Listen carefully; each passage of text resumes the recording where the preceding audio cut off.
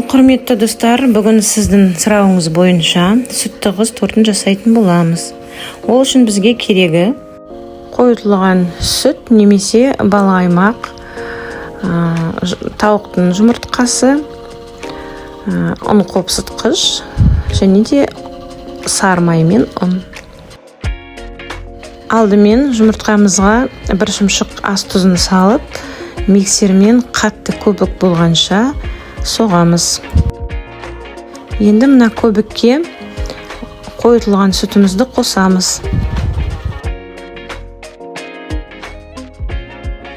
Менің құрметтілерім, егер де сізге менің жасау тәсілдерім ұнап жатса, лайктарыңызбен пікірлеріңізді жазуға ұмытпаймыз.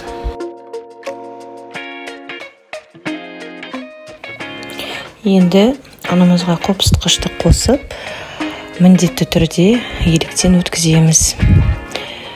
Достар, егер де булочкаларыңыз, торттарыңыз, тоқаштарыңыз, кез келген жасаған тәттілеріңіз көмпиіп, үлпілдеп піссін десеңіз, міндетті түрде ерінбей електен ұнымызды өткіземіз.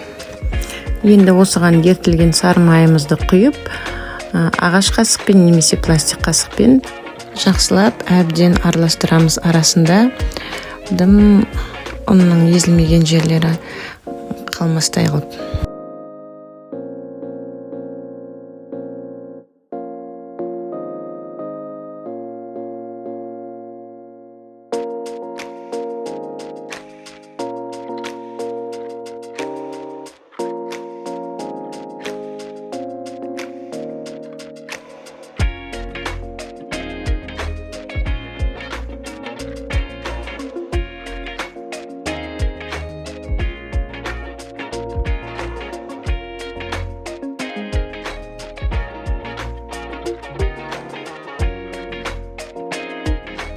Мінекей достар, қамырымыз дайын болды. Қамырымыз қоймалжын, жып-жылтыр, өте әдемі болып шықты.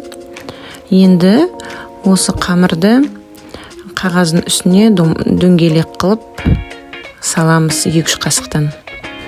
Достар, осы алған қамырымның пропорциясы үлкен тортқа арналған, сондықтан менің домалағымның диаметрі 28 сантиметр.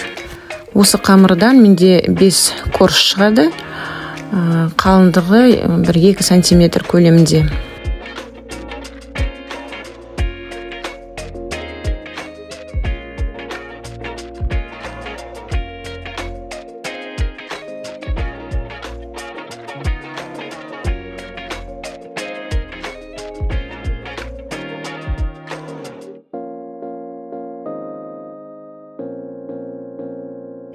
Корждарымызды қатты қызартпай, осылай сәл ғана сарғайтамыз да, таяқшамен тексереміз. Таяқшамыз құрғақ болып шықса, коржымыз піскені.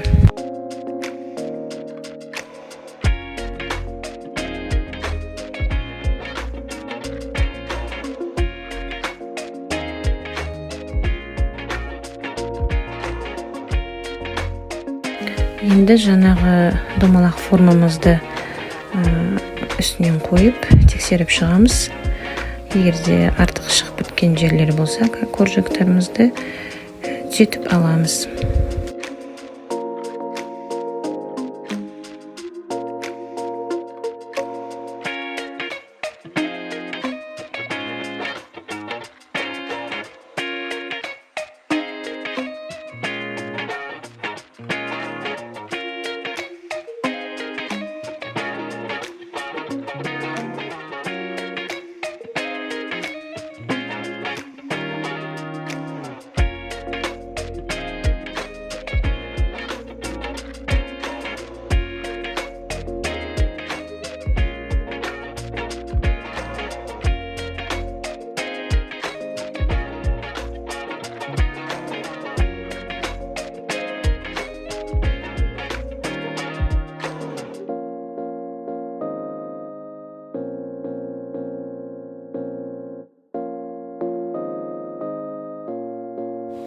Енді кремге бізге 33% клегей мен маскарпоне сыры керек болады, және де ванилин мен ұнтақ шекер, сахарный пудра. Миксермен жақсылап миксерлейміз.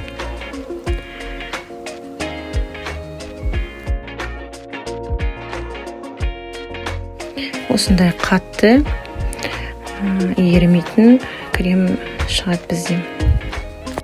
Енді тортымыз подложкадан жылжымас үшін бір қасық крем жағып жібереміз. Енді тортымызды жинауға кірісеміз.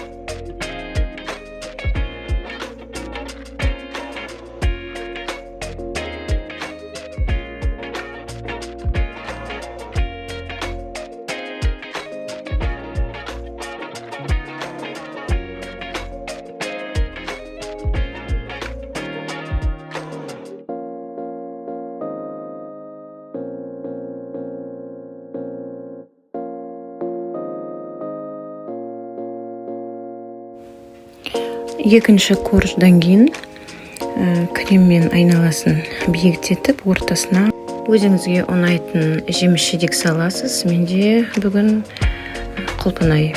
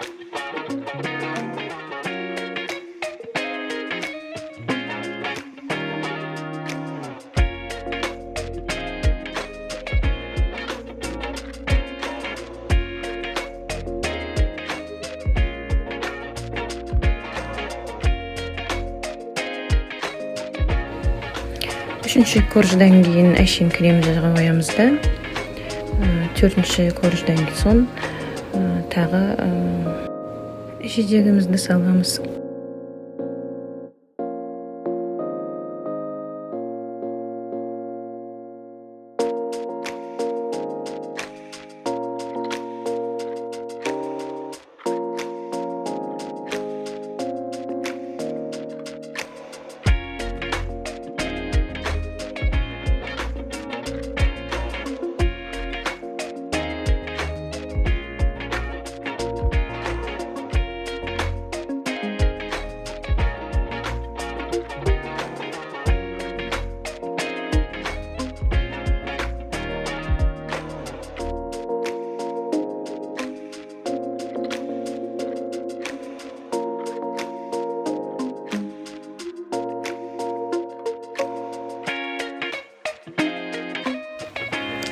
Енді өзіңіз қалауыңыз бойынша кез келген гүлмен бе, жазумен бе тортыңызды әрлендіресіз.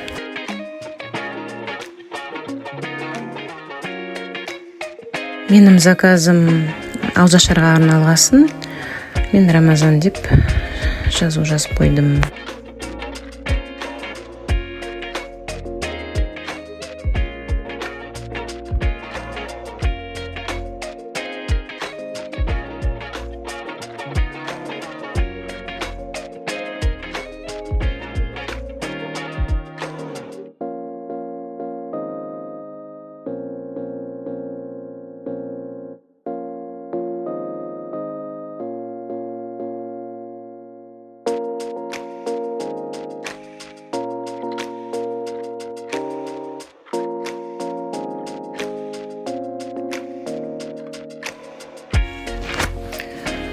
торттың ішіне жеміс жидек салған соң бетіне де сол жеміспен әрлендіреміз.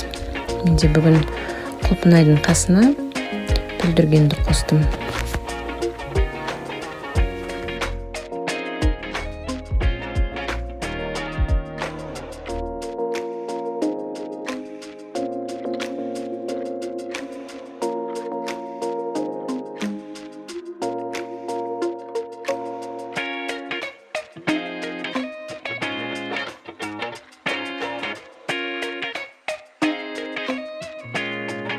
Мінекей достар, сүтті қыз тортымыз дайын болды. Астарың дәмді болсын.